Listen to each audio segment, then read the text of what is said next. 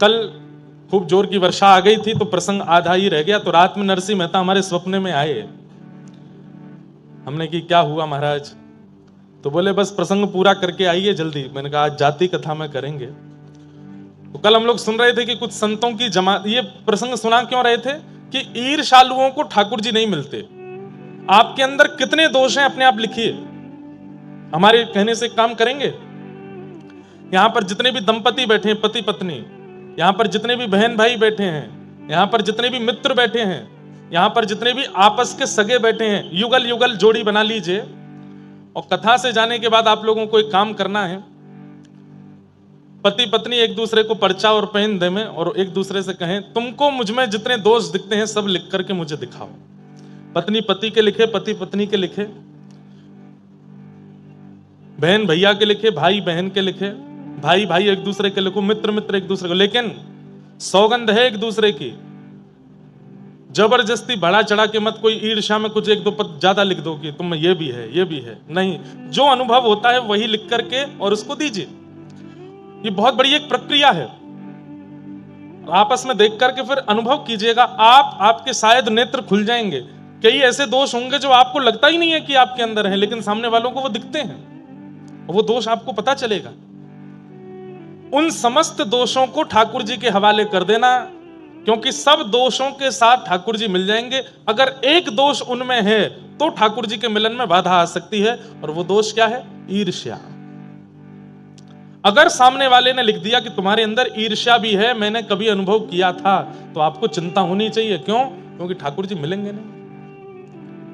नरसिंह मेहता से इतनी ईर्ष्या करते थे सारे जूनागढ़ वासी कि 700 मुद्रा लेकर के द्वारिका जा रहे उन संतों से कह दिया कि जाओ, यहां इस नगर का सबसे बड़ा सेठ नरसिंह है, 1000 मोहर से नीचे की तो वो हुंडी लिखता नहीं है, तुम लोग जाके चरण पकड़ लेना, रोने लग जाना, मूड मारने लगना, और कैसे भी करके उनसे हुंडी लिखवा लेना, 700 सोने की मोहर उनके घर में धर देना। संतों ने वैसा ही किया। संतों को देख करके नरसिंह मेहता जी चरण धोने लगे, माला पहनाने लगे। अच्छा, उन मन चले लोगों ने पहले ही बता दिया था कि तुम नरसिंह मेहता के पास जाओगे तो वो तुम्हारे पैर छू करके, धो करके, माला पहना के मनाने का प्रयास करेगा कि तुम हुंडी मत लिखवाओ, लेकिन फिर भी तुम मानना नहीं, लिखवा लेना उससे। नरसिंह मेहता तो बेचारे संतों को देख के प्रणाम करते थे, चरण धोते थे, माला पहनाते थे।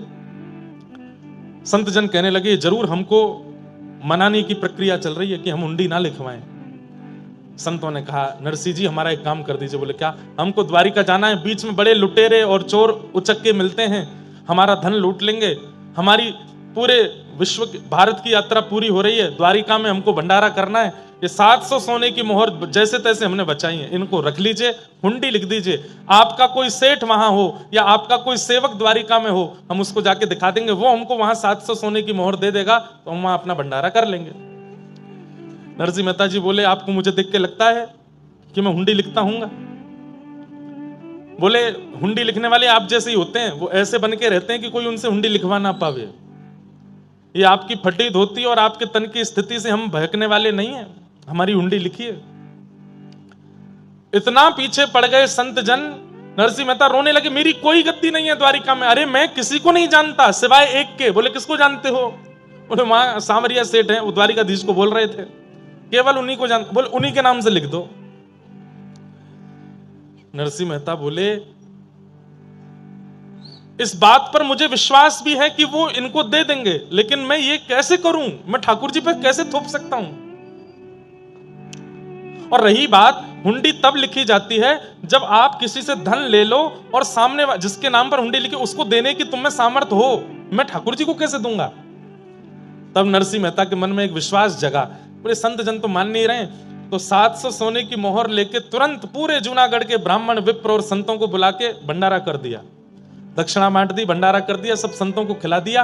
और एक पत्र लेकर के नरसिंह मेहता जी ने लिखा, हे नाथ, आपके नाम पर मैं इनकी हुंडी लिख रहा हूं, 700 सोने की मोहर मैंने लेकर के आपके नाम से हुंडी लिख दी है, कृपा कर द्वारिका जब ये लोग पहुंचे तो मेरी लाज रखना, इनको 700 सोने की मोहर दे देना। रही बात, मैंने आपको 700 मोहर दी नहीं तो फिर आप इनको कैसे दोगे? लेकिन मैं दे चुका हूं। कैसे? बोले संतों के, ब्राह्मणों के हृदय में आप रहते हो, 700 सोने की मोहर का भंडारा करके मैंने आपको दे दिया है, इसलिए आप इनको दे दीजिएगा। संतों को पवा दिया मतलब ठाकुर जी तक पहुंच गया। बंधुओं, ठाकुर जी के संग कोई प्रक्रिया करने की इच्छा हो और ठाकुर जी नहीं मिल रहे हो तो किसी साधु, किसी महात्मा, किसी भक्त, किसी वैष्णव के साथ वो प्रक्रिया कर लो। प्रक्रिया के रूप में भोजन पवा दो, प्रक्रिया के रूप में उनको सुंदर वस्त्र दे दो, प्रक्रिया के रूप में उनका श्रृंगार कर दो, तिलक चंदन लगा दो, प्रक्रिया के रूप में उन्हें दक्षिणा दे दो, प्रक्रिया के रूप में इत्र लगा के सुगंधित कर दो, प्रक्रिया के रूप में माला पहना दो। कुछ बना के पवाने की इच्छा ठाकुर जी को है, संतों को पवा दो, क्योंकि संत सीधी डिलीवरी कराते हैं। ठाकुर जी भगवान का ब्लिंकेट है संत जन। ठाकुर जी के पोस्टमैन हैं सारे संत जन, भक्त जन, वैष्णव जन। जो ठाकुर जी को देना हो इनको दे दो, सब पहुंच जाता है वहां पे। पूज्य मलुकपीठ वाले महाराज जी एक बार कथा में बता रहे थे सत्य घटना। बिहार के एक पंडित जी ने एक सेठ जी से जाके कहा कि हमको जगन्नाथपुरी जाना है, दान दक्षिणा कुछ है नहीं हमारे पास रास्ते के लिए, आप हमें कुछ दे दो। तो सेठ जी ने उनको 100 रुपया दे दिया, बहुत होता था 100 रुपया। और महात्मा जी से कह दिया कि ये 11 रुपए तो आपके आने जाने में खर्च होंगे, 500 रुपए में आपको प्रसाद वरसाद हो जाएगा, बाकी का जो बचेगा लगभग 80 रुपया ये श्री जगन्नाथ जी के मंदिर में चढ़ा देना हमारी तरफ से। तो ठीक है। महात्मा गए, जगन्नाथपुरी पहुंच करके उन्होंने खूब सुंदर सेवा करी, संत जनों को खूब प्रसाद पवाया, प्रसाद पवा के भंडारा आदि करा करके अंत में 11 रुपया बचा, 11 रुपया मंदिर में चढ़ा दिया। अब सेठ जी बोले मैं सेठ जी को जाके बता दूंगा कि भाई हम 80 तो नहीं चढ़ा पाए, 11 बचे तो 11 चढ़ा दिए। सेठ जी से जाकर के कहा कि देखो सेठ जी, हमने वहां भंडारा आदि किया तो खर्चा बहुत ज्यादा हो गया, आपने 80 रुपए के लिए कहा था, इतने की टिकट बनी, इतने का प्रसाद हुआ, इतने का हमने भंडारा कर दिया, 11 रुपया बचा था वो हमने महाप्रभु जगन्नाथ जी को अर्पित कर दिया। 100 में से 11 गए, कितने बचे? 100 में से 11 गए, कितने बचे? 89। सब कुछ संतों की सेवा में लगा दिया। 11 रुपए मंदिर में चढ़ा तो सेठ जी के मन में आया मैंने 80 के लिए बोला था, इन्होंने 11 ही क्यों चढ़ाए, चलो कोई बात नहीं 11 चढ़ गए तो अच्छा है। ये सोच कर के सेठ जी जब सोए तो रात्रि में महाप्रभु जगन्नाथ स्वप्न में आए और स्वप्न में आकर के बोले तुमने 100 रुपए देकर के एक संत को भेजा था? बोले हाँ, उसमें से 89 रुपए हमने रख लिए हैं, 11 हमने छोड़ दिए हैं। सेठ जी उठ करके बैठ गए, बोले कि संत तो बता रहे थे कि उन्होंने 11 रुपए चढ़ाए, ठाकुर जी कह रहे हैं मैंने इतने रुपए रख लिए। दूसरे दिन जाके जब संत से पूछा कि ये ऐसे स्वप्न में ठाकुर जी ने हमको बताया, तो संत के नेत्र सजल हो गए। बोले कि हमने जो मंदिर में जाके ठाकुर जी को चढ़ाया, ठाकुर जी ने वो स्वीकार नहीं किया, जो संत सेवा में लगाया वो ठाकुर जी ने स्वीकार किया। जो वैष्णव संत सेवा में हमने अर्पित किया उसको ठाकुर जी ने स्वीकार किया है। जो गोलक में जाके चढ़ा के आए, ठाकुर जी के आगे रख के आए, वो ठाकुर जी ने स्वीकार नहीं किए। इसका मतलब ये नहीं कि आप भी मत चढ़ाओ, चढ़ाओ, मंदिर की प्रशासन की व्यवस्था के लिए तो चढ़ाओ, लेकिन उससे ज्यादा साधु सेवा, संत सेवा, वैष्णव सेवा। तो नरसिंह मेहता जी ने भी वही किया, संतों को पवा दिया और कहा द्वारिकाधीश हमने 700 सोने की मोहर भेज दी आपके पास, अब मेरी लाज रखना। संतों को हुंडी देकर के भेज दिया लिख करके। संत जन द्वारिका पहुंचे, वहां जाके ढूंढने लगे सांवलिया सेठ कहां है, कहीं नहीं मिले। पूरी द्वारिका छान मारी, कोई सांवलिया सेठ नहीं। आधी रात जब हुई, संत जन जब रोने लगे गोमती तट पर जाकर के, आहा, अब हम भक्तमाल जी रखी नहीं है, नहीं तो मैं वो छप्पे पढ़ के सुनाता, इतना सुंदर है। श्री प्रियादास जी ने इतनी सुंदर टीका करी है, कैसी सुंदर पाग बांध करके घुंघराले केश में श्री ठाकुर जी हाथ में छड़ी लेकर के, जूती पहन करके, श्रेष्ठ वस्त्र पहन करके, गले में सुंदर हार पहन के, हीरे दमकाते हुए अदब से चलते हुए आ रहे हैं। अरे भैया, हमारे सेठ श्री नरसिंह मेहता जी ने किसी को हुंडी लेकर के भेजा है क्या? जैसी नरसिंह मेहता का नाम सुना संत जन उठ गए, बोले भैया तुम कौन? बोले हम सांवरिया सेठ। आहा, दर्शन करके सब नतमस्तक हो गए। हुंडी जैसे ही, वो लिखी हुई हुंडी जैसे ही दी, पढ़ करके ठाकुर जी ने अपने सिर से लगाया और कहा कि महाराज आप लोग कितने भाग्यशाली हैं। बोले क्यों? हमारे नरसिंह जी के दर्शन करके आए हो। बोले नरसिंह जी देखने में तो बड़े सामान्य लगते हैं और आप उनके सेवक हो, आप इतने अद्भुत लगते हो। बोले मेरे जैसे सेवक हजारों हैं उनके, नरसिंह जी तो बड़े अद्भुत हैं। 700 सोने की मोहर तुरंत पकड़ा दी। बोले ये 700 सोने की मोहर तो आपकी जो आपने दी थी वो है, इसके अलावा आप मेरे सेठ जी के यहां से आए हो तो मैं कोई कमी नहीं छोड़ना चाहता। लेकर के गए सोने की थाली में भोजन, खूब सुंदर सुंदर पकवान पवाए, संत सेवा कराई, खूब दक्षिणा ऊपर से प्रदान कर दी। संत जन बड़े प्रसन्न हुए। ठाकुर जी ने उल्टा पत्र लिखा और कहा, हे नरसिंह जी, संसार ने मुझे चोर कह करके बुलाया, संसार ने मुझे ये कह करके बुलाया, संसार ने मुझे इतने इतने लालचन लगाए, लेकिन आप कितने अच्छे हैं, आपने मुझे सेठ कह करके पुकारा, सांवरिया सेठ। मैं आपसे बहुत प्रेम करता हूं, जल्द ही आपसे मिलूंगा। ऐसा पत्र लिख करके ठाकुर जी ने संतों के द्वारा भिजवाया, जाओ हमारे सेठ जी को दे देना। नरसिंह मेहता के पास जैसे ही संत पहुंचे, नरसिंह मेहता बोले अब पिटाई होगी। क्यों? इनको 700 सोने की मोहर मिली नहीं होगी द्वारिका में, तभी मारने आए हैं मुझे। लौट करके संत जन आए, नरसिंह मेहता बोले भगवान मुझे क्षमा कर दो। बोले क्यों, आपको मोहर मिल गई? बोले 700 सोने की मोहर तो मिल गई, हमारा संत वो भी हो गया, ऊपर से तुम्हारे वो सेवक ने इतनी दक्षिणा दी हमको, सोने की थाली, सोने की कटोरी, सोने की चम्मच, अरे सब कुछ प्रदान किया। अरे नरसिंह मेहता जी, तुम्हारा वो सेवक इतना सुंदर था, क्या बताएं उसके रूप की।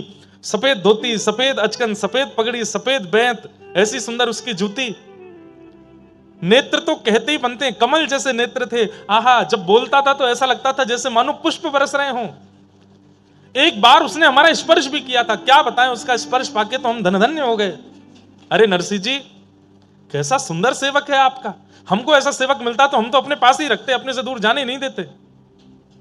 नरसिंह जी बोले पता नहीं किसकी बात कर रहे हैं, समझ में तो आ रहा था ठाकुर जी ने कुछ तो लीला करी होगी। अच्छा, तुम्हारे सेवक ने ये पत्र लिख करके भेजा। जैसे ही पत्र पढ़ा नरसिंह मेहता ने और अंत में पढ़ा कि मैं तुमसे बहुत प्रेम करता हूं, जल्दी मिलूंगा, ये पढ़ करके नरसिंह मेहता तो रोने लगे।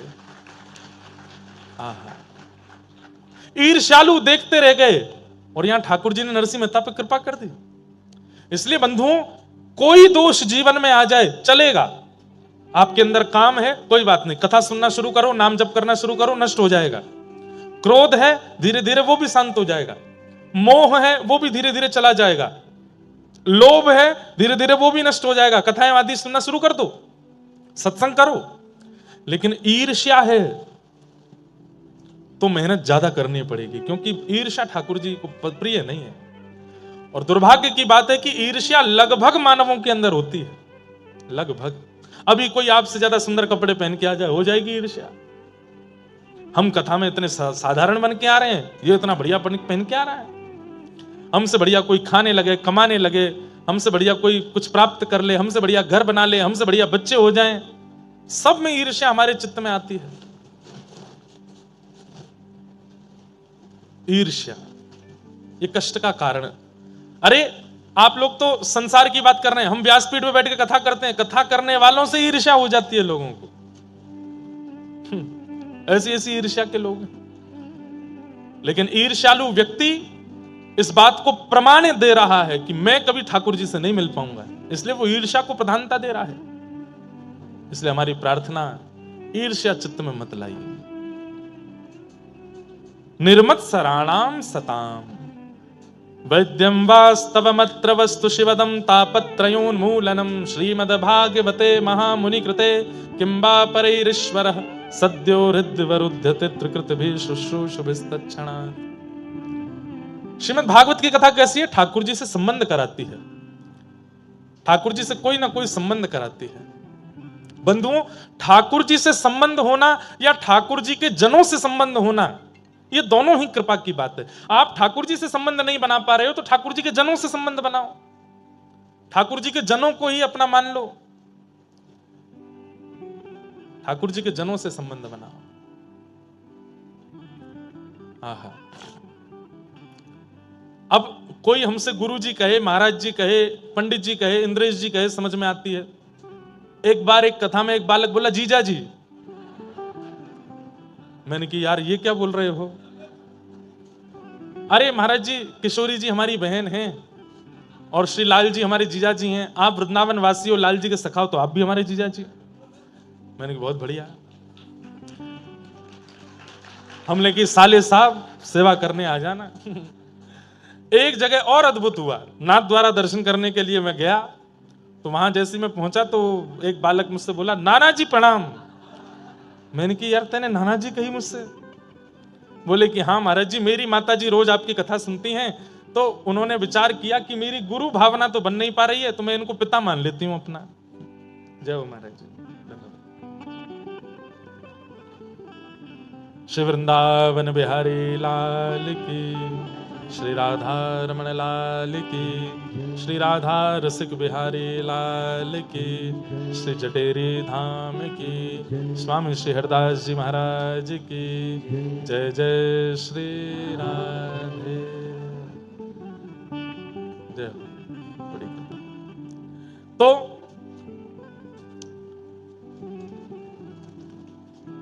हरिजन संगे हरि उर आने, गिरधर जब अपनों करी जाने। सब लोग इधर देखो, ध्यान से सुनो। तो हमसे बोले महाराज जी हमारी माता जी कथा सुनती हैं, उनकी आपके प्रति गुरु बुद्धि तो बन नहीं पाई, लेकिन आपकी कथा सुन के बहुत कुछ सीखा है। तो हमने कि तो फिर क्या बोले गुरु नहीं मान पाई तो वो आपको पिताजी मानती हैं। मैंने ये आपकी माता जी की उम्र कितनी है? बोले 55 की हो गई। मैंने कि 55 की माता जी, वो 28 साल के पिताजी?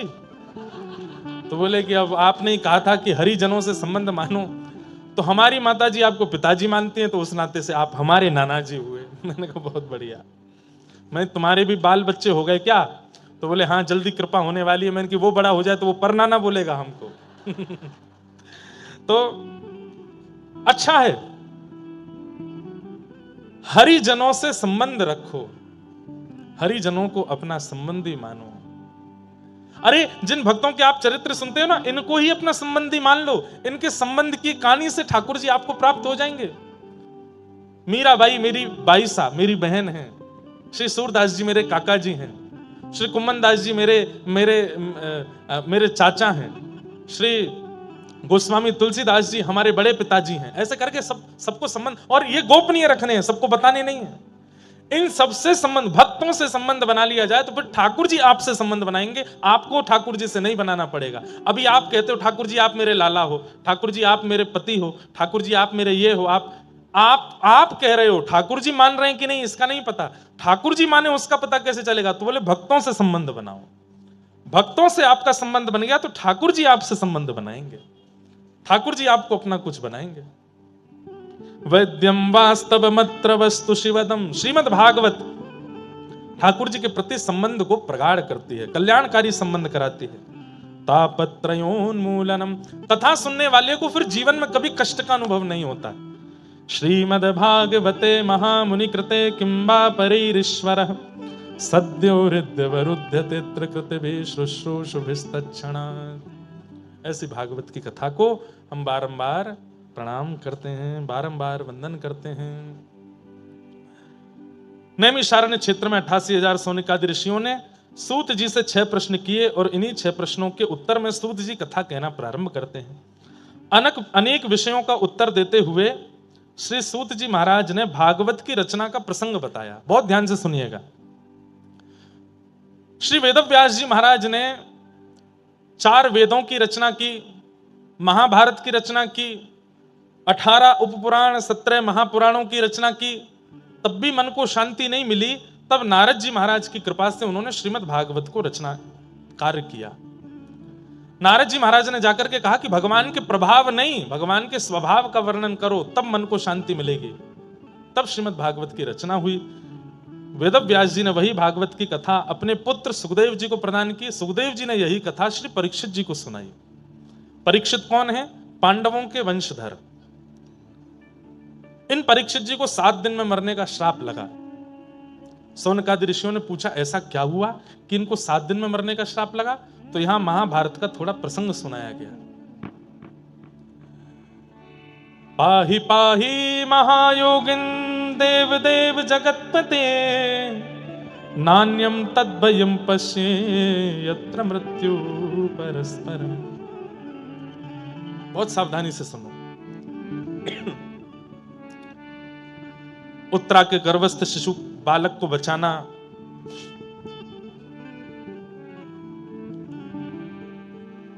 गुरुपुत्र अश्वत्थामा को भरी सभा में अपमानित करना, उसकी मणि को हरण करके निकाल लेना, ये आदि आदि कथाएं यहां पर सुनाई गई। एक प्रकार से पांडवों का युद्ध विजय करा करके और थोड़े बहुत जो कार्य थे उनको समाप्त करके भगवान पांडवों को हस्तिनापुर का राजा बना के द्वारिका प्रस्थान कर रहे हैं। अब हम यहां से कथा सुनेंगे। द्वारिका को जैसे ही जाने लगे तो कुंती ने भगवान के रथ को रोक लिया। कुंती कौन है? भगवान की बुआ। बोले नाथ आप जा रहे हो? बोले बुआ अब देखो युधिष्ठिर राजा हो गया हस्तिनापुर का, आप लोगों का कष्ट खत्म हो गया। अब तक आप लोगों ने इतनी पीड़ाएं सही, वनवास करना पड़ा, सब कुछ सहना पड़ा, अब सब कुछ समाप्त हो गया है। अब आपका राज्य आपके पास आ गया है, महाभारत का युद्ध आप जीत गए हो, अब सब अच्छा आनंद में हो गया, अब मुझे आज्ञा दो, मुझे जाने दो। कुंती ने कहा 2 मिनट नीचे आइए, मुझे आपसे बात करनी है, फिर चले जाना। श्रीमद् भागवत की सबसे पहली स्तुति है कुंती स्तुति, और कुंती ने भगवान से जो बात कही है वो बहुत ध्यान से सुनिएगा। नमस्ये पुरुषं त्वाद्यं ईश्वरं प्रकृते परम अलक्ष्यं सर्वभूतानां अन्तर्बहिरवस्थितम्। जैसे ही ठाकुर जी रथ से नीचे उतरे, कुंती बुआ ने तुरंत ठाकुर जी को साष्टांग प्रणाम किया। ठाकुर जी 4 कदम पीछे हट गए। बुआ ये क्या कर रही हो आप? मैं भतीजा हूं आपका, मुझे आपको प्रणाम करना चाहिए, आप मुझे क्यों प्रणाम कर रही हो?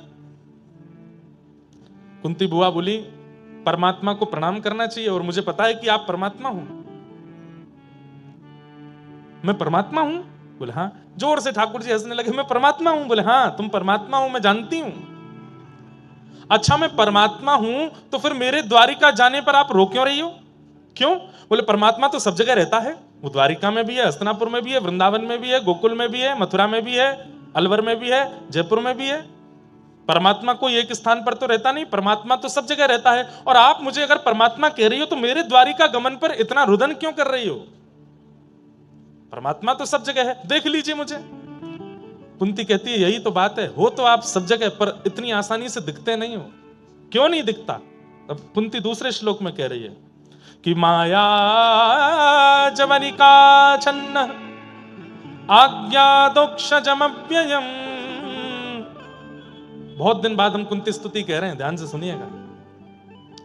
कि माया जवनिका छन्न आज्ञादोक्षजमव्ययम् न लक्ष्य से मूढ़ दृशा नटो नाट्यधरो यथा।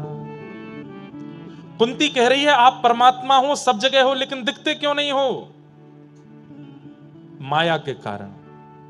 माया समझते हैं?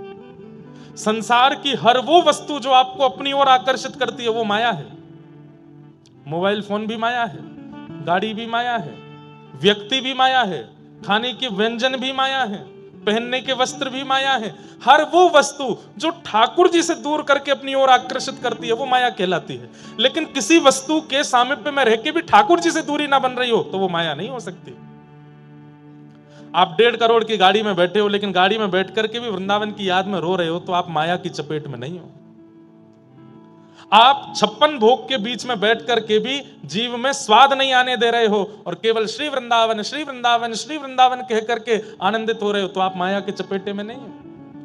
आप 2 लाख 2.5 लाख का फोन पास में रख करके भी केवल कथा श्रवण करते हो तो आप माया के चपेटे में नहीं हो। आप गले में स्वर्ण पहन के, हाथों में स्वर्ण और हीरा धारण करके भी अगर भगवान की भक्ति में लीन रहते हो तो आप माया के चपेटे में नहीं हो। और एक बात बोलें, मायावी व्यक्ति अलग ही दिख जाता है।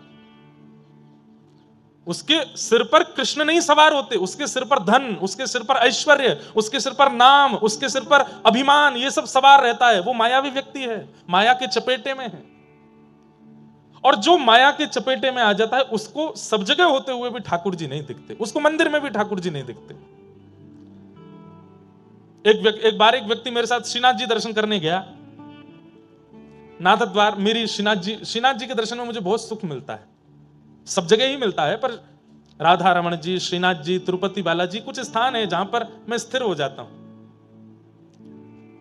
अब श्रीनाथ जी दर्शन करने के बाद मेरे नेत्र तो सजल हो गए। बाहर आकर के थोड़ी देर में मौन रहा। थोड़ी देर बाद वो व्यक्ति क्या बोलता है, महाराज जी वो श्रीनाथ जी की ठोड़ी पे जो हीरा था कम से कम 5-6 लाख का तो होगा, गले में जो हार पहन रखे थे 12-13 लाख के तो होंगे। मैंने कि यहां आकर के भी तुमको वही दिखा। जाकी रही भावना जैसी, प्रभु मूरत देखी तन तैसी। प्रॉपर्टी डीलर होते हैं ना, वो दुनिया के किसी कोने में चले जाएंगे, यहां जमीन के भाव कितने होंगे भैया, वो यही काम करते रहते हैं। कामी व्यक्ति जहां जाता है वहां काम दिख जाता है, धनवान व्यक्ति जहां जाता है उसको वहां धनी धन दिखता रहता है। हमारे साथ एक पंडित जी रहते थे पहले, अब नहीं रहते, वो अब ज्यादा व्यस्त हो गए। वो जहां जाते, महाराज जी घर कितने का होगा, ये कमरा कम से कम 20-22 लाख का तो बना होगा है, ये टेबल कम से कम इतनी की तो आई हो, मैं तुमको खरीदनी है क्या? अब हम तो घरों में जाते रहते, तो ये थोड़ी है तो सब जगह वही देखना। कई लोगों को देखा गया, वो कथा में आकर के भी कथा नहीं सुनते, वो कथा में आकर यहाँ पे ये कमी है, यहाँ पे ये कमी है, व्यास जी भजन ही नहीं गा रहे हैं, 1.5 घंटा हो गया है, कोई चुटकुल्ला नहीं सुना रहे हैं तो ठाका मार के हंसे न, कोई टोना टोटका तो बताती नहीं है, जीवन में संकट चल रहे हो उनसे कैसे निवृत्ति की जाए, कुछ तो बताओ। भावना जैसी होती है परिस्थिति वैसी अनुभव देने लगती है।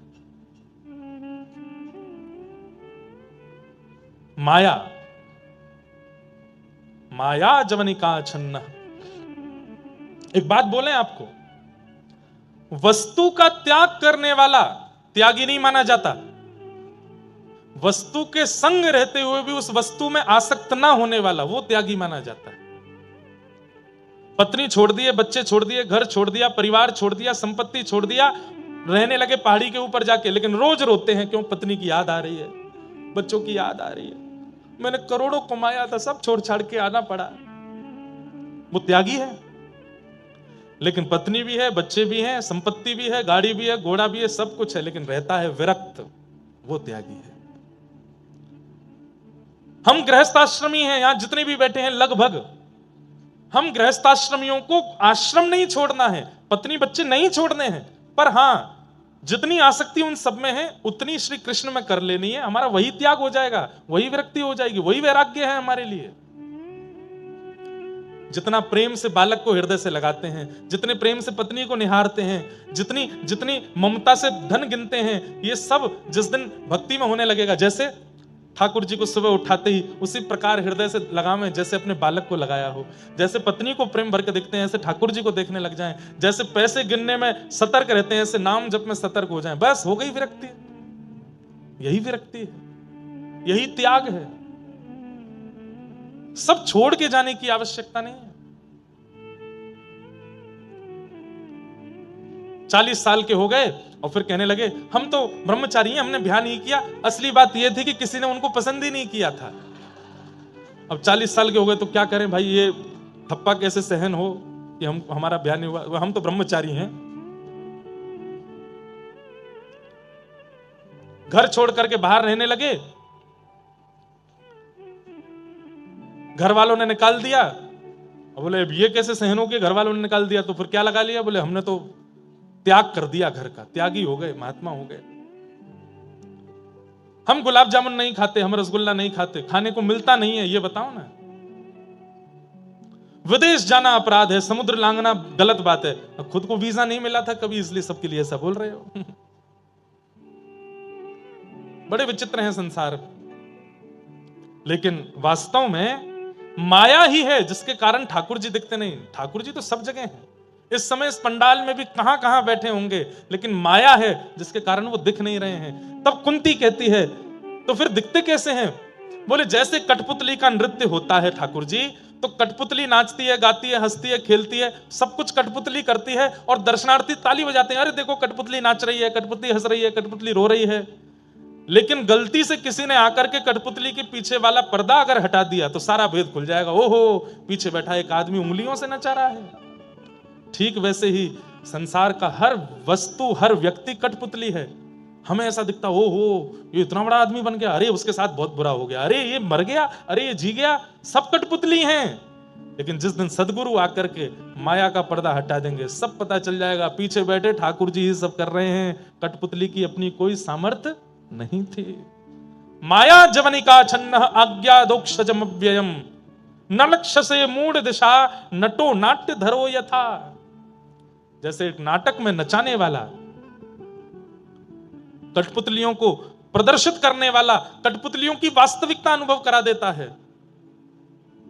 लेकिन भेद अगर खुल जाए तो फिर हंसी आती है कि हम जिस कठपुतली के मरने पर रो रहे थे वो तो पीछे से एक्टिंग करवाई जा रही थी।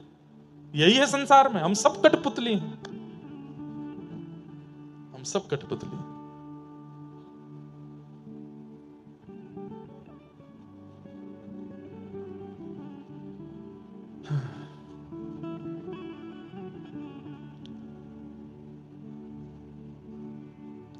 जैसे राखो तैसे रहूं, जैसे राखो तैसे रहूं, हाँ जैसे राखो तैसे रहूं, जैसे हे नाथ आप जैसे चाहोगे हम वैसे नहीं। मारा गिरधर लाल थारो न चायो नाचू रे, मारा गिरधर लाल थारो न चायो। जैसे आप नचाओगे नाचेंगे नाथ, जैसे आप रखना चाहो रहेंगे नाथ। आओ भाव से गा लो। मारा गिरधर लाल थारो नचायो नाचू रे, मारा गिरधर लाल थारो नचायो नाचू रे। ओ मैं तो थारो नचायो नाचू, ओ मैं तो थारो नचायो नाचू रे। हाँ मैं तो थारो नचायो नाचू, थारो नचायो नाचू रे। मारा नट राजा थारो नचायो नाचू रे, मारा नट राजा थारो नचायो नाचू हे मारा गिरधर लाल थारो नचायो नाचू रे, मारा गिरधर लाल थारो नचायो नाचू रे।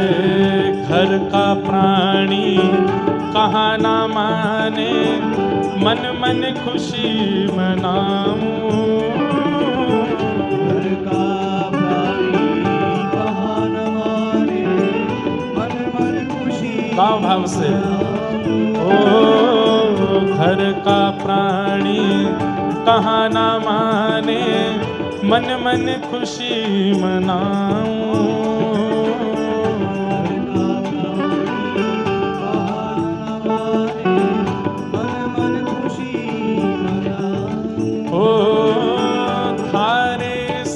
मंगल विधान में, हाँ थारे इस मंगल विधान में, मैं काहे टांग अड़ाऊं अड़ाऊं, मारा गिरधर लाल थारो नचायो नाचू रे, मारा गिरधर थारो नचायो नाचू हे मारा नट राजा थारो नचायो नाचू रे, नट राजा थारो नचायो। बोलो गिरधर लाल प्यारे की।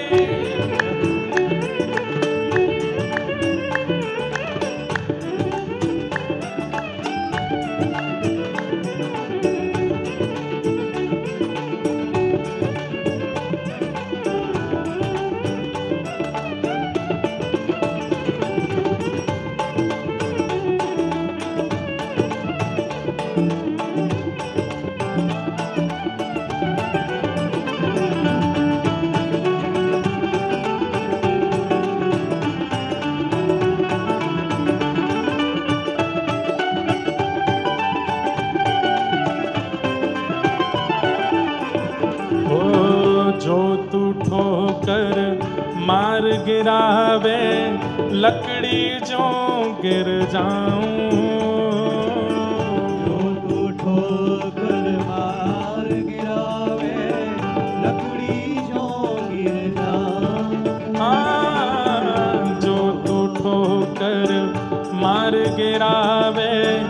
लकड़ी जो गिर जाऊं, जो तो ठोकर मार गिरावे, लकड़ी जो गिर जाऊं। ओ जो तू माथे ऊपर बिठावे, माथे ऊपर बिठावे, हाँ जो तू माथे ऊपर बिठावे, माथे ऊपर बिठावे। मैं तो भी ना शर्माऊं हमारा गिरधर लाल, थारो नचायो नाचूं तुम्हारा गिरधर लाल, थारो नचायो नाचूं। हे मारा गिरधर लाल, थारो नचायो नाचूं रे। तुम्हारा गिरधर लाल, थारो नचायो नाचूं रे। हे मारा नटराजा, थारो नचायो नाचूं रे। तुम्हारा नटराजा, थारो नचायो नाचूं रे। हे उल्टा सुलटा जो कछु कर ले, मंगल रूप लखाऊं। उल्टा सुलटा जो कछु कर ले, मंगल रूप लखाऊं। हाँ थारी मन चाही में प्यारे, थारी मन चाही में प्यारे। ओ थारी मन चाही में प्यारे। थारी मन चाही में प्यारे। मैं अपनी चाह मिलाऊं हलाऊं, मारा गिरधर लाल, थारो नचायो नाचूं रे। गिरधर लाल, थारो नचायो। भाव भाव से हे मारा गिरधर लाल, थारो नचायो नाचूं रे। गिरधर लाल, थारो नचायो नाचूं रे। ओ मैं तो थारो नचायो नाचूं, थारो नचायो नाचूं। हाँ मैं तो थारो नचायो नाचूं। मैं तो थारो नचायो नाचूं। हे मारा गिरधर लाल, थारो नचायो नाचूं रे। गिरधर लाल, थारो नचायो नाचूं रे। हे गोविंद जय जय गोपाल जय जय, गोविंद जय जय गोपाल जय जय। गोविंद जय जय गोपाल जय जय, गोविंद जय जय गोपाल जय जय। हरि गोपाल जय जय, गोपाल जय जय। हरि गोपाल जय जय, गोपाल जय जय। हाँ गोविंद जय जय गोपाल जय जय। गोविंद जय जय गोपाल जय जय। श्री राधा रमण हरि गोविंद जय जय। राधा रमण हरि गोविंद जय। हे मारा गिरधर लाल, थारो नचायो नाचूं रे। गिरधर लाल, थारो नचायो नाचूं रे। हे मारा नटराजा, थारो नचायो नाचूं रे। नटराजा, थारो नचायो नाचूं रे। ओ मैं तो थारो नचायो नाचूं, थारो नचायो नाचूं। मैं तो थारो नचायो नाचूं। थारो नचायो नाचूं। हे मारा गिरधर लाल, थारो नचायो नाचूं रे।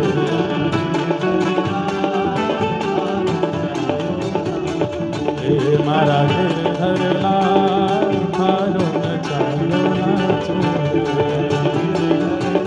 जय जय श्री राम, जय जय श्री राम, जय जय श्री राम।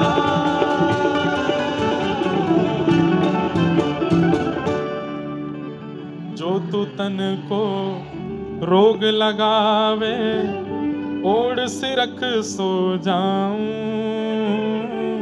जो तू तन को रोग लगावे, ओढ़ सिरख सो जाऊं। हाँ, जो तू काल रूप बन आवे, जो तू काल रूप बन आवे, मैं लपक गोद में आऊं। हाँ, मारा गिरधर लाल थारो न चायो ना चूरे, मारा गिरधर लाल थारो न चायो। वो एक लाली कोई चित्र दिखा रही है पीछे से, हाँ इनसे ये ले लो और मंच पे पहुंचवा दो। मारा गिरधर लाल थारो नचायो नाचो।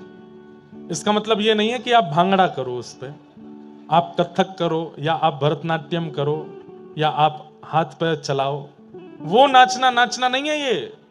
यहां नाचने का मतलब जीवन रूपी इस मंच पर आप जैसे मेरे साथ करना चाहो ना, मैं नाचने को तैयार हूं, आप चाहे जैसे नचा। अभी रख लो भैया, देना विश्राम में।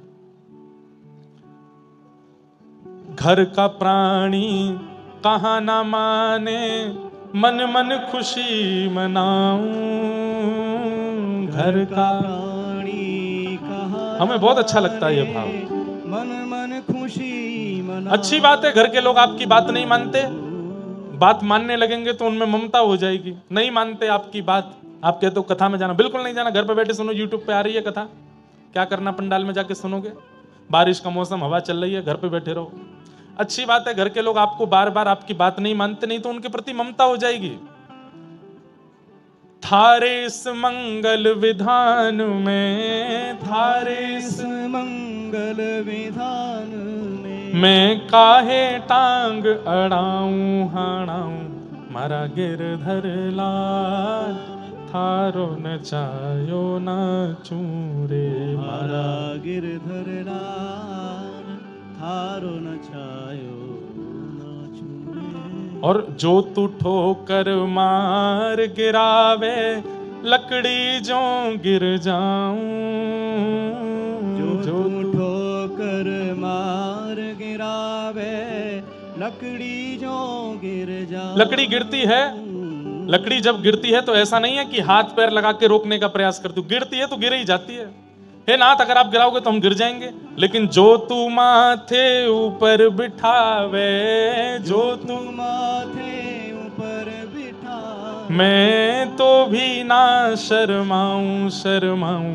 मारा गिरधर लाल थारो नचायो नाचूं रे, मारा गिरधर लाल थारो न लक्ष्य मूढ़ दृशा नटो नाट्य धरो यथा। वही बात कुंती यहां कह रही है कि नाथ, इस संसार में सब कठपुतली की तरह नाच रहे हैं। हमें लगता है कोई धनवान हो गया, कोई कलेक्टर हो गया, कोई एसडीएम हो गया, कोई डीएम हो गया, कोई महाराज जी हो गया, कोई संत हो गया, कोई व्यसनी हो गया, कोई पापी हो गया, लेकिन वास्तविक में ये सब कठपुतलियां आपकी, आप नचा रहे हो। और ये माया दूर करने वाले सदगुरु होते हैं। सदगुरु जीवन में आते हैं तो माया का भेद खुल जाता है। कुंती ने भगवान की स्तुति गाई, अंत में भगवान बड़े प्रसन्न हो गए, बोले मैया कुंती बुआ, मैं मान गया कि तुझे पता है कि मैं परमात्मा हूं। अब मैं परमात्मा हूं, तूने ये सिद्ध कर दिया। अब बता, जीवात्मा परमात्मा से कुछ मांगता है, तू भी मांग ले। जीवात्मा परमात्मा से कुछ मांगता है, तू भी मांग ले। तो कुंती बुआ कहती है मांग लूं? बोला मांग लो। दोगे? बोले दे दूंगा। बोले पहले वचन दो कि दोगे। ठाकुर जी बोले वचन की क्या आवश्यकता है, मैं कह रहा हूं मैं दूंगा। बोले नहीं, वचन दो, दूंगा। सोच लो? बोले सोच लिया, दूंगा। और कुंती मांग रही है, क्या मांग रही है? विपद संतु न शश्वत तत्र तत्र जगद्गुरु भवतो दर्शनम यत्स्यात् अपुनः भवदर्शनम। विशेष रूप से आगे की पंक्ति में बैठने वाले लोग बैठने के बाद उठा ना करें, ऐसी हमारी प्रार्थना। पीछे वाले बेचारे उठें जामे, वैसे पीछे वाले उठते नहीं हैं, लेकिन आगे की पंक्ति वाले भी अच्छे हैं, लेकिन कुछ 2-4 लोग उठें तो उनको मना किया करो। बोले देखो व्यास जी को आप ही दिख रहे हो, पीछे वालों की तो शक्ल ही नहीं दिखती हमको, सब श्याम सुंदर दिखाई देते हैं, लेकिन आगे वाले दिखते रहते हैं। तो उनसे हमारी प्रार्थना, आप लोग वीवीआईपी हो तो वीवीआईपी जैसे बैठे रहो, पूरी कथा सुना करो, क्योंकि आप हमको दिख रहे हो। नहीं दिखते तो आप उठो, जाओ, आओ, खांसो, बैठो, खाओ, पियो, कुछ भी करो, लेकिन आगे बैठे हैं तो बैठे रहे। विपदा संतु नः सस्व तत्र तत्र जगद्गुरु। कुंती भगवान के सामने प्रार्थना करती हुई कह रही हैं कि नाथ, यदि आप मुझे देना चाहते हैं तो एक ही वरदान दे दीजिए। बहुत ध्यान से सुनिएगा। क्या? इस संसार में जितनी भी विपत्तियां हैं, जितने भी संकट हैं, जितने भी कष्ट हैं, वो सब मेरे जीवन में आ जाएं, कृपा करके ऐसा मेरे ऊपर उपकार कर दीजिए, सारे कष्ट मेरे जीवन में आ जाएं। कुंती ने भगवान का हाथ पकड़ रखा था, ठाकुर जी ने तुरंत हाथ पीछे किया। कुंती बोली, आप याद रखना 3 बार कहा था आपने, दूंगा दूंगा दूंगा, वचन दिया था दूंगा, और अब हाथ पीछे कर रहे हो। बुआ तू क्या मांग रही है? कष्ट मांग रही है, विपत्ति मांग रही है, दुख मांग रही है। पहले तो तेने ये प्रमाणित किया कि मैं परमात्मा हूं, और जब मैंने कहा कि परमात्मा से कुछ मांगो तो तू कष्ट मांग रही है। संसार के लोग सुख मांगने से हारते नहीं, थकते नहीं, अपनी लंबी लंबी चौड़ी चौड़ी लिस्टें लेकर के मेरे सामने खड़े हो जाते हैं, और तू दुख मांग रही है। क्यों? कुंती का पूरा जीवन यदि आप देखेंगे तो आपको कभी नहीं लगेगा कि इनके जीवन में सुख रहा होगा। बाल्यकाल में बिना विवाह के एक पुत्र प्राप्त हो गया जिसका नाम था कर्ण। सूर्यदेव ने प्रदान कर दिया था मंत्र के प्रभाव से। इनको एक संत ने एक मंत्र दिया था, इस मंत्र से जिस देवता को बुलाओगी वो प्रकट हो जाएगा। सूर्यदेव को प्रकट कर दिया। सूर्यदेव प्रकट हो गए, बोले कहिए माता मैं क्या सेवा करूं। तो कुंती बोली, मैं तो बस मंत्र पढ़ के देख रही थी कि इससे कुछ होता है कि नहीं। सूर्यदेव बोले अब तो मैं आ गया हूं, कुछ देके जाऊंगा आपको। बोले मुझे कुछ नहीं चाहिए। तो सूर्यदेव ने अपने पुत्र कर्ण को दे दिया, लता पत्रों में लपेट करके उसको नदी में प्रवाहित कर दिया। कुंती ने, एक धोबी की पत्नी ने उसको गोद लिया। मां का नाम राधा था तो कर्ण का नाम राधे हुआ।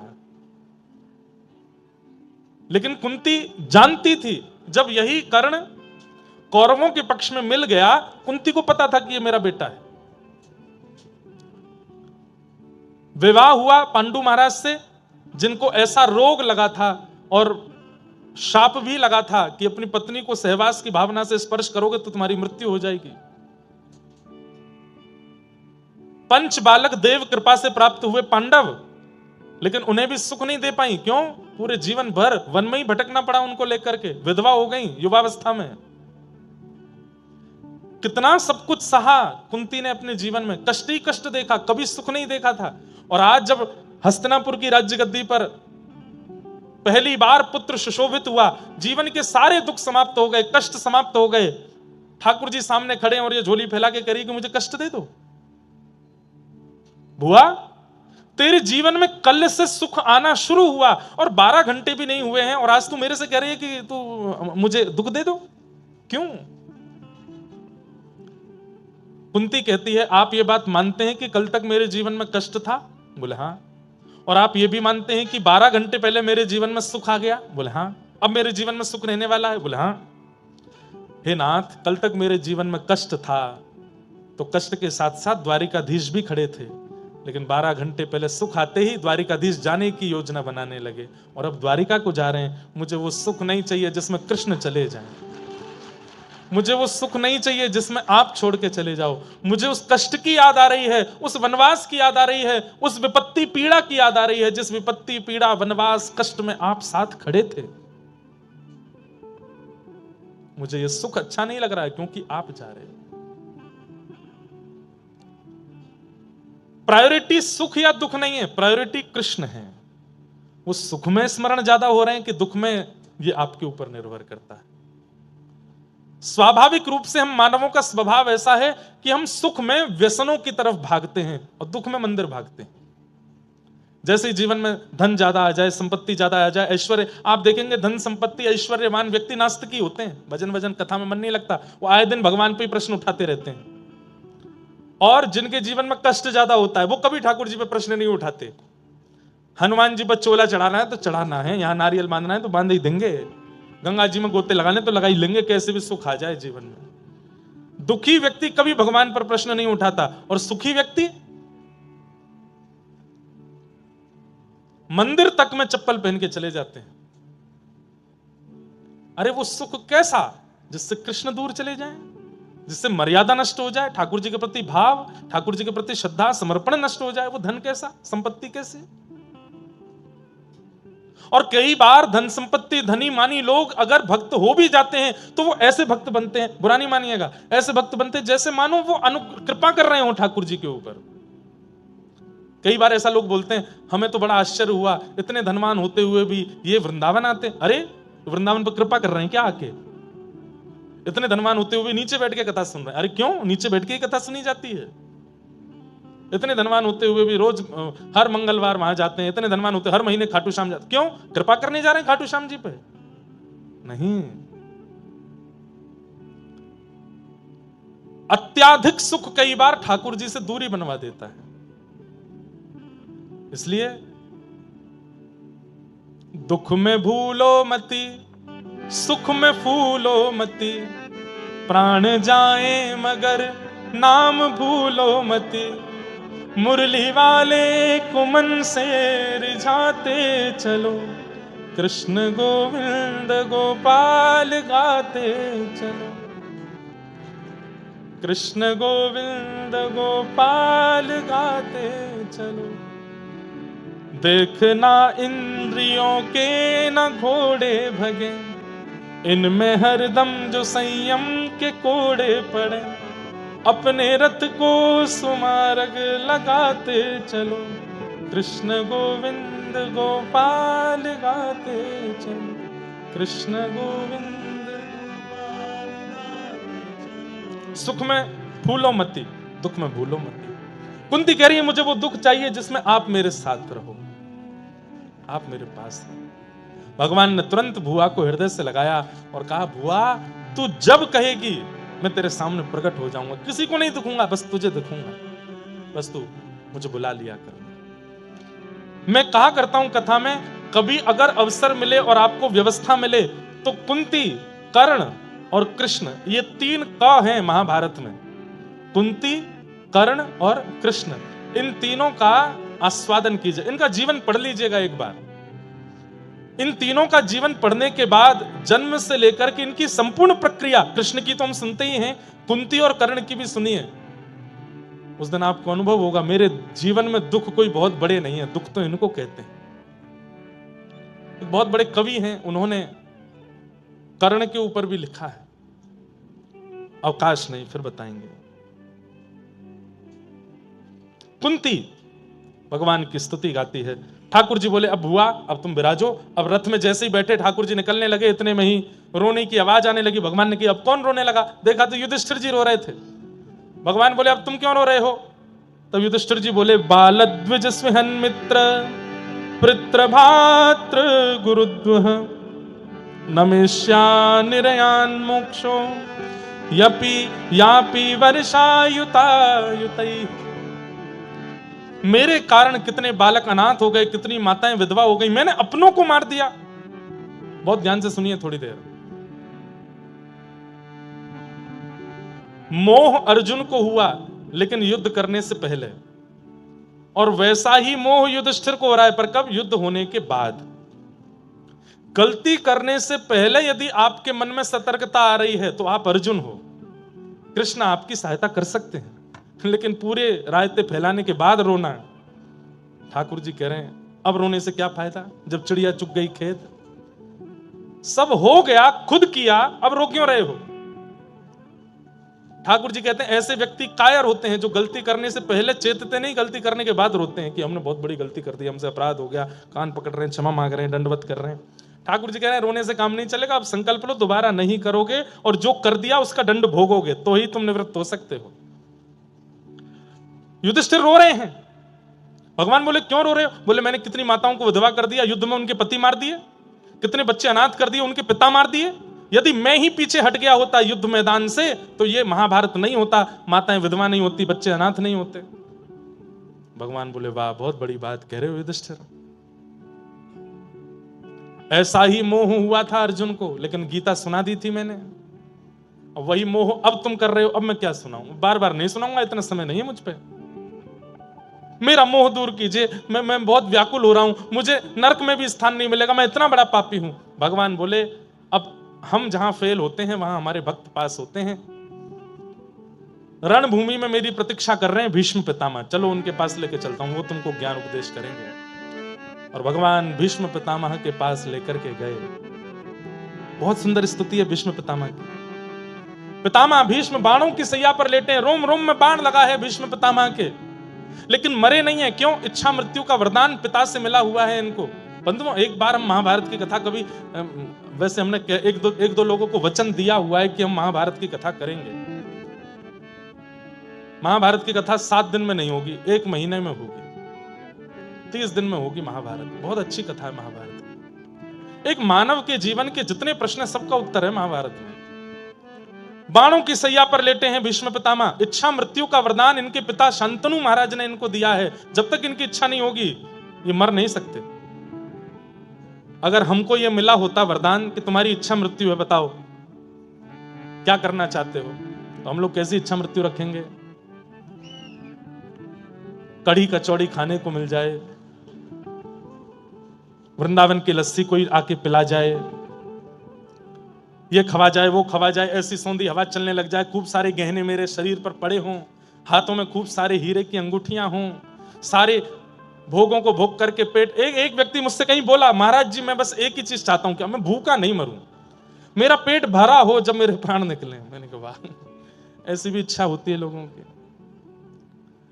लेकिन भीष्म पितामह की इच्छा मृत्यु क्या है कि द्वारिकाधीश सामने खड़े होंगे, मैं उनके सुंदर श्याम सरोरुह वदन को देख रहा हूंगा तब प्राण त्यागूंगा। बंधुओं, एक कथा याद आ गई। भीष्म पितामह कलिकाल में एक भक्त के रूप में प्रकट हुए जिनका नाम था सेन नाई, जो बाल काटते हैं। ऐसे एक नाई के रूप में इनका जन्म सेन नाई, भक्तमाल जी में कहते हैं कि वो भीष्म पितामह का ही पुनर्अवतार है। इतना सुंदर प्रसंग है सेन नाई का, हम पहली बार सुना रहे हैं। ये नाई थे, बाल काटने का काम करते, और राजा के नाई थे, राजा के बाल काटते थे, और किसी के बाल काटने को उनका अधिकार नहीं था। तो नगर के राजा के नाई थे। एक दिन इनके मन में बड़ी भक्ति जगी तो कथा सुनने गए। तो कथा में व्यास जी बता रहे थे कि गीता में भगवान कहते हैं मासा नाम मार्गशीर्षो, हम मार्गशीर्ष महीना मैं हूं, इन भावों में ये मैं हूं, इन भावों में। भगवान अपनी विभूतियों का वर्णन कर रहे थे। सब लोग ध्यान से सुनिएगा, 10-15 मिनट और सुनो फिर विश्राम करेंगे।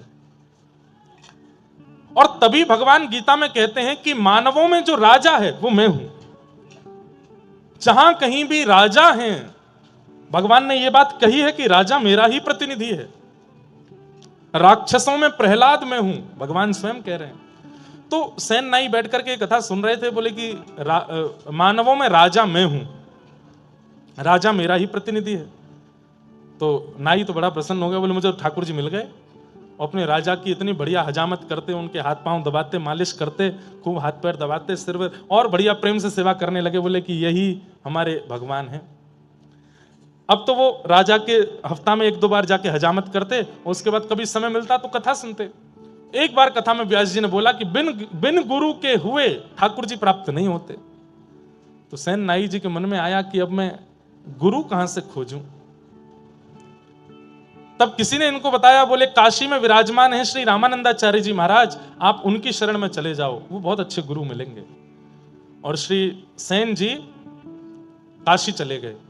काशी में जाकर के रामानंदाचार्य जी से दीक्षा लेने का खूब प्रयास किया, लेकिन रामानंदाचार्य जी ने दीक्षा किसी कारण से नहीं दी, व्यस्तता के कारण, साधना के कारण। एक बार एक संत इनके पास हजामत कराने आए अपनी, तो ये उनके केश काट रहे थे, मतलब मुंडा कर रहे थे, बिल्कुल सारे बाल उड़ा रहे थे। शिखा छोड़ दी तो संत विरक्त थे, उन्होंने कही शिखा भी काट दो। उन्होंने कही अरे आप कैसी बात कर रहे हैं, मैं शिखा नहीं काटूंगा, ये तो बहुत बड़ा पाप है। बोले अरे मैं विरक्त हूं, विरक्त शिखा सूत्र नहीं रखते। सेन नाई जी बोले आप जो कहेंगे सब स्वीकार है, पर शिखा नहीं काटूंगा। तो बोले भैया काटनी पड़ती है, हम विरक्त हैं, हम शिखा नहीं रखते। तब अंत में सेन नाई जी ने कहा आप बहुत बड़े संत हैं, बहुत बड़े महात्मा हैं, रामानंदाचार्य जी से बुलवा दीजिए कि शिखा काट सकते हैं तो मैं काट दूंगा। सेन नाई जी ने बड़ी युक्ति समझी कि भाई इसी से गुरु सन्निधि भी मिल जाएगी और इनकी शिखा भी काट देंगे। संत लेकर के रामानंदाचार्य जी के पास गए तो रामानंदाचार्य जी को ये बात बड़ी अच्छी लगी कि इन्होंने लाख कहने पर भी शिखा काटी नहीं, कितना इनका भाव है। और वो सब भाव देख करके, प्रेम देख करके रामानंदाचार्य जी ने फिर समझा करके जो भी भाव था वो कराया। सेन नाई जी की इस निष्ठा को देख करके उन्होंने दीक्षा प्रदान की, तिलक दिया, नाम दिया, मंत्र दिया। सेन नाई जी बोले आज्ञा करें। बोले आज्ञा यही है, वापस अपने गांव जाओ और वहीं रह के भजन करो। तो सेन और संत जन जब भी गांव में आवे, सब काम छोड़ करके उनकी सेवा करना, ये हमारी आज्ञा है। जो मंत्र दिया है इसका जाप करो, संतों की सेवा करो। सेन नाई जी लौट करके अपने गांव आ गए। राजा ने इनको बुलवाया कि कल हमको एक दूसरे राजा से मिलने के लिए जाना है, सुबह आकर के हमारी हजामत कर दो, मालिश वालिश कर दो, उसके बाद हम स्नान करेंगे फिर जाएंगे। रात्रि में सब व्यवस्था करके सेन नाई जी सोए। सुबह उठे तो क्या देखा, कीर्तन की ध्वनि आ रही है और तभी देखे कि अयोध्या से कुछ संतों की जमात दर्शन करने के लिए जगन्नाथपुरी जा रही है और मार्ग में इनके गांव में होके निकल रहे हैं। तभी गुरु आज्ञा स्मरण में आई कि 100 काम छोड़ के संतों की सेवा करना।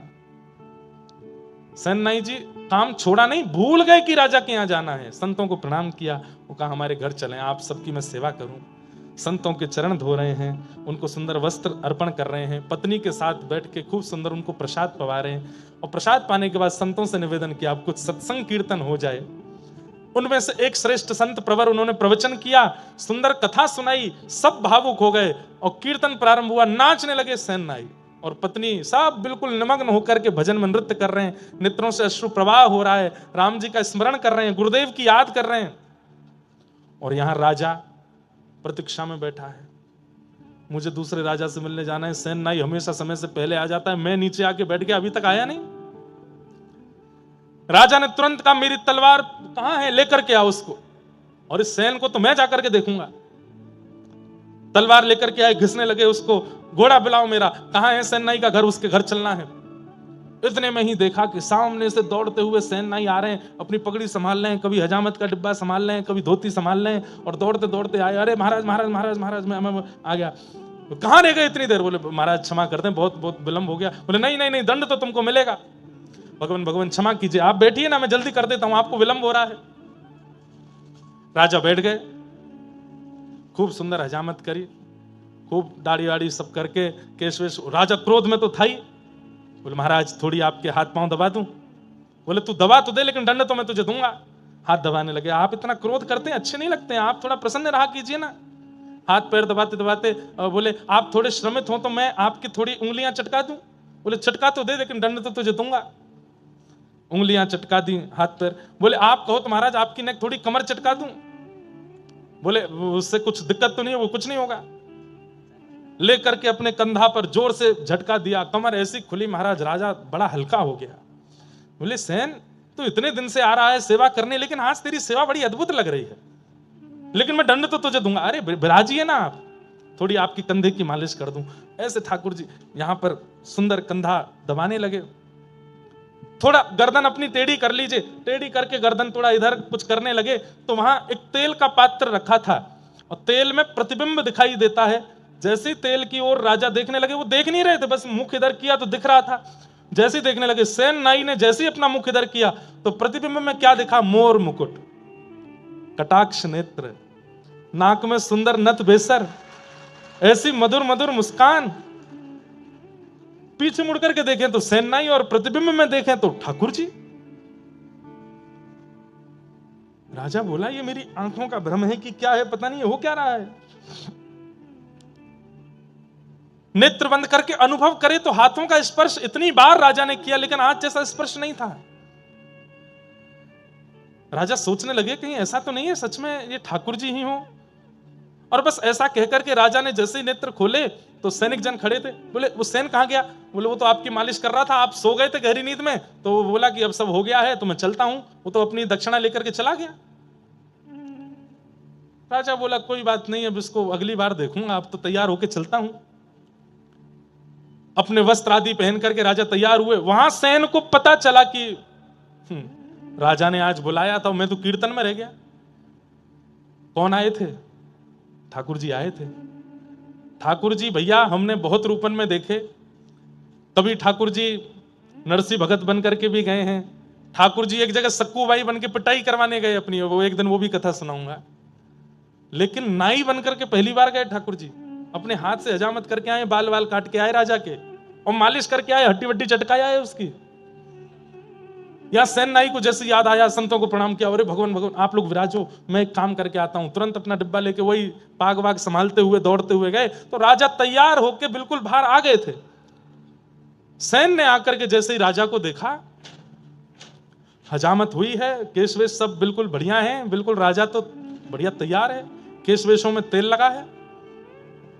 सेन ने आकर के कहा पूरे गांव में क्या, दूर दूर तक शहरों में भी कोई और ऐसा व्यक्ति नहीं जो मेरे अलावा राजा को स्पर्श कर सके। कि मेरी अनुपस्थिति में कौन करके गया? सेन को आता देख राजा बोले, और भाई सेन कुछ भूल गए थे क्या? कुछ भूल गए हो, लेने आए हो? सेन बोले भूला तो कुछ नहीं। कुछ नहीं भूले तो फिर क्यों आए हो? आपने कल बुलवाया था मुझे। अरे तो कितनी बार आओगे? सुबह आके तुम सब करके तो गए, अब क्यों आए हो दोबारा? सेन बोला मैं नहीं आया था, मेरे घर तो संत जन आए हुए थे, मैं उनकी सेवा में लगा था, कीर्तन कथा चल रही थी मेरे घर में, तो मुझे देरी हो गई तो मैं दौड़ा दौड़ा आया कि आपकी हजामत करूं। सैनिक जन बोले अरे तू क्या पागल हो गया, भांग वांग खा के आया है क्या? तू तो आके गया, यहां पे सब करके गया है, हमने तुझे दक्षिणा भी दी थी।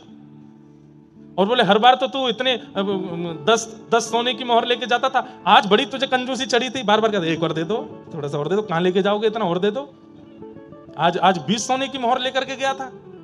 मैं नहीं आया हूं, मुझ पे नहीं है कुछ भी। राजा बोला झूठ बोलते हो। अरे वो संतों की जमात निकल रही है, मैं उनको बुलाता हूं। संतों की जमात बुलाई गई। बोले कहां था ये? बोले तो हमारे साथ थे, सुबह से सेवा पूजा भजन में लगे थे, बस ये बात हुई। यहां सेन के आंसू छूटे, वहां राजा के आंसू छूटे। सेन ने कहा सत्य में मैं था? बोले बिल्कुल तुम जैसा ही था, लेकिन आज मैं तब कह रहा था कि स्पर्श इतना अद्भुत क्यों है। और तुमने सेन कभी मेरी उंगलियां नहीं चटकाई, आज तो उंगली चटका के गए, कमर चटका के गए, गर्दन वर्दन सब करके गए हो।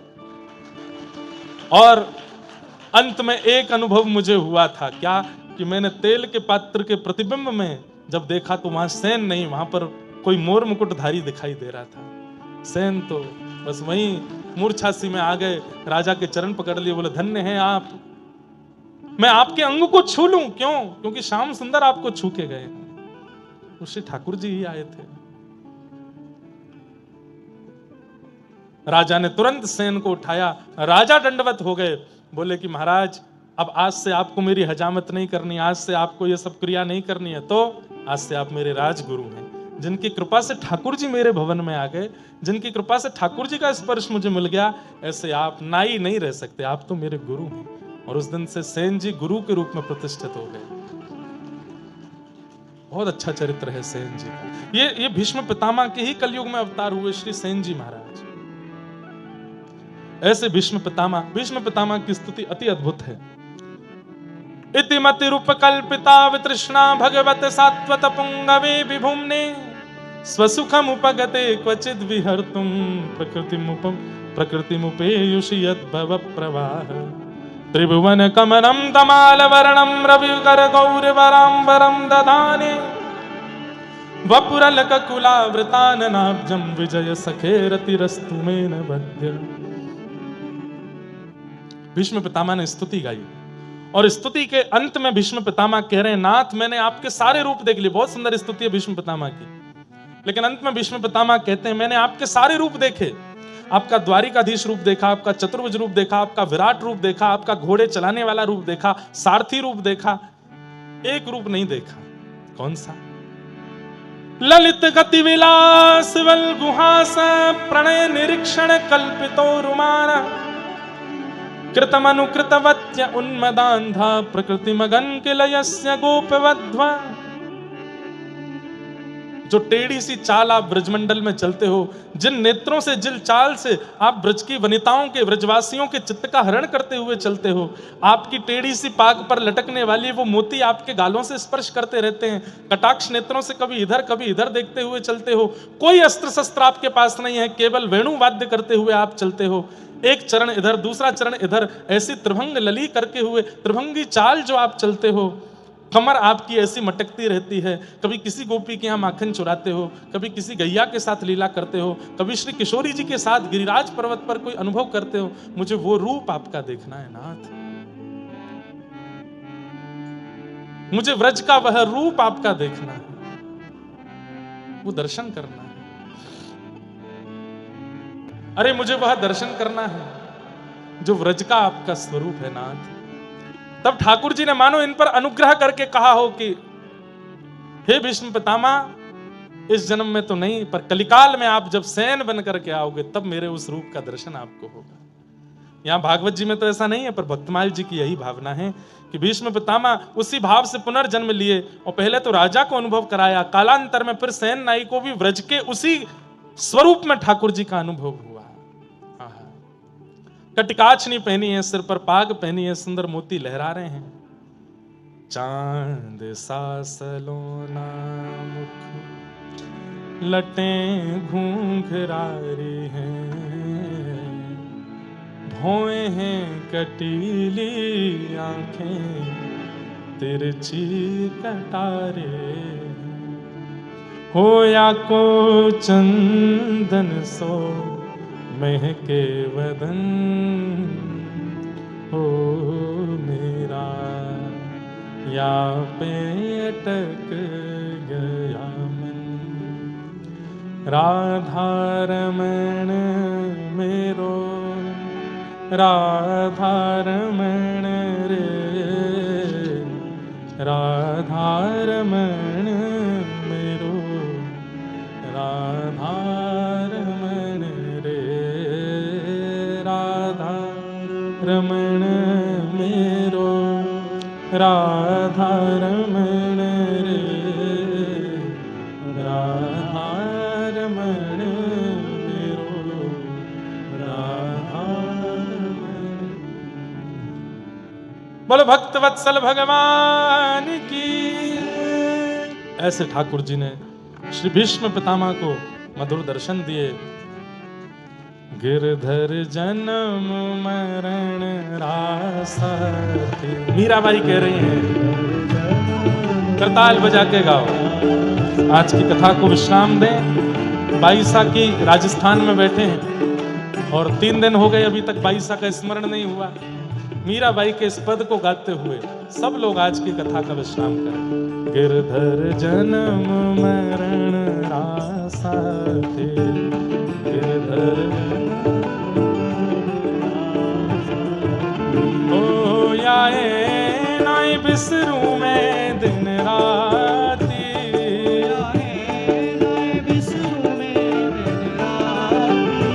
ओ याए नाई बिसरू में दिन राती, ओ याए नाई बिसरू में दिन राती, गिरधर जन्म मरण रासती, गिरधर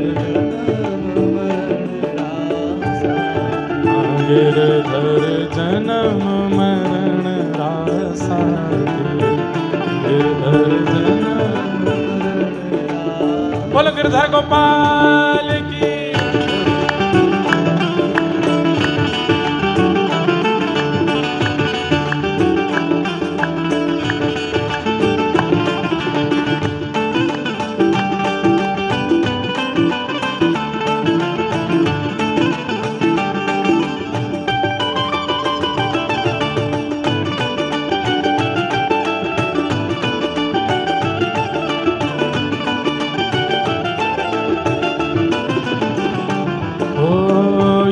संसार सकल जग झूठा, झूठा कुलरा नाता, संसार सकल जग झूठा, झूठा कुलरा नाता,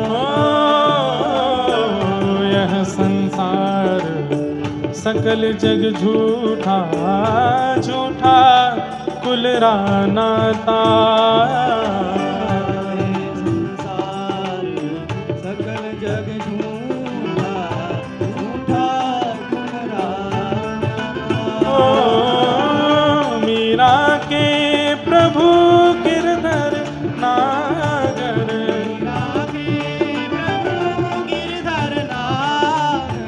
मीरा के प्रभु नटवर नागर,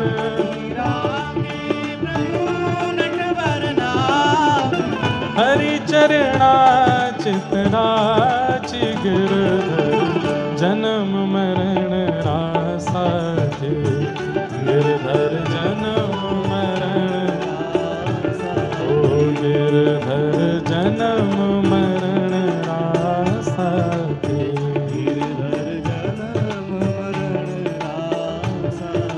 ओ आए नाई बिसरू में दिन राती,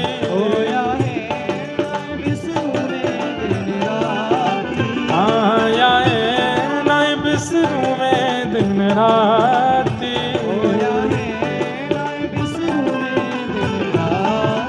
गिरधर जन्म मरण रासा थे, गिरधर गोविंद मेरो है गोपाल मेरो है, हे गोविंद मेरो है गोपाल मेरो है, राधा रमण बिहारी लाल मेरो है, हे प्यारो गिरिवर धारी नंदलाल मेरो, पूजा उठा के गाओ।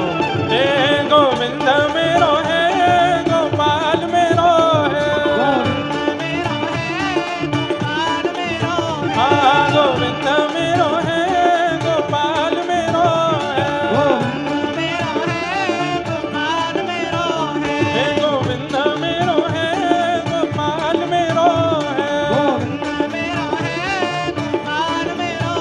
प्यारो गोविंद बिहारी नंदलाल मेरो है,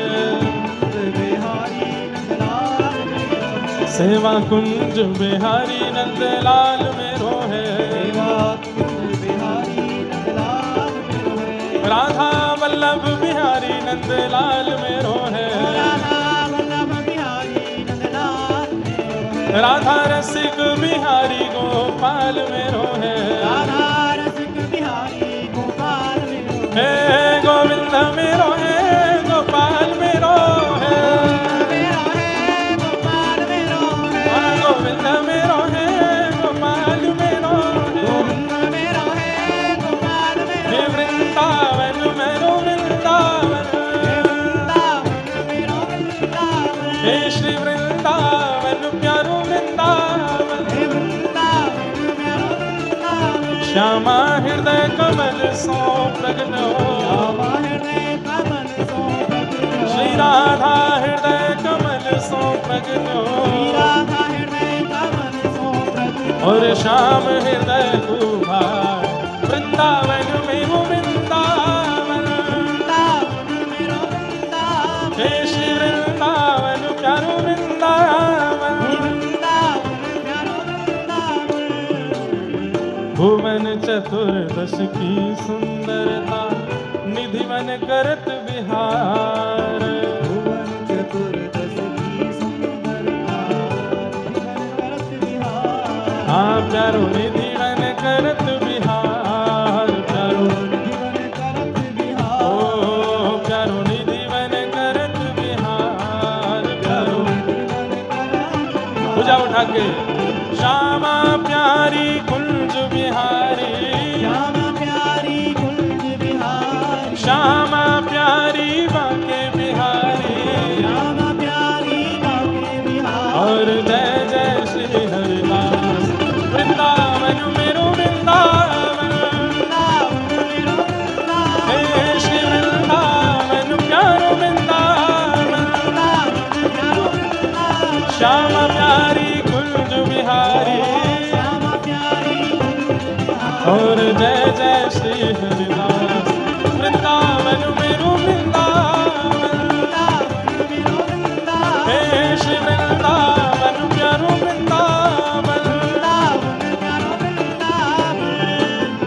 जिनकी कृपा से यह रस प्रगट्यो वृंदावन अभिराम। जिनकी कृपा से रस प्रगट्यो वृंदावन अभिराम। हे सप्त निधिन को ही उजियारो, हम सबको मिलवावे वारो, यह आनंद करवावे वारो, हम सबको मिलवावे वारो, हे हमारो गिरधर लाल। वृंदावन मेरो वृंदावन, हे श्री वृंदावन प्यारो वृंदावन। जय राधे राधे, श्री राधे राधे, जय राधे राधे, श्री राधे राधे, जय राधे राधे, श्री राधे राधे, जय राधे राधे, श्री राधे राधे, जय राधे राधे, श्री राधे राधे, जय जय श्री राम, जय जय श्री राम, जय जय श्री राधे। बोलो वृंदावन बिहारी लाल की, श्री राधा रमण लाल की, श्री राधा वल्लभ लाल की, पूछरी के लौटा की। खूब खूब प्यारे, क्या बात है वंशी वारे।